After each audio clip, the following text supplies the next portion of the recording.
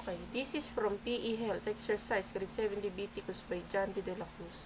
I learned on the second quarter is about how invasion games do, and be a good leader to be a fair person.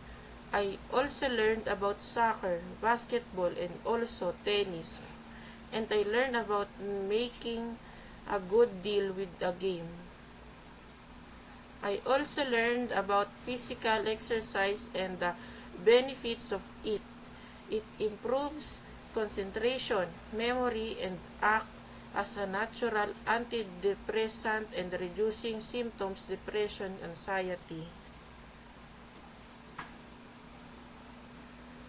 Exercise also improves moods cause it releases endorphins and serotonin and create feeling of happiness.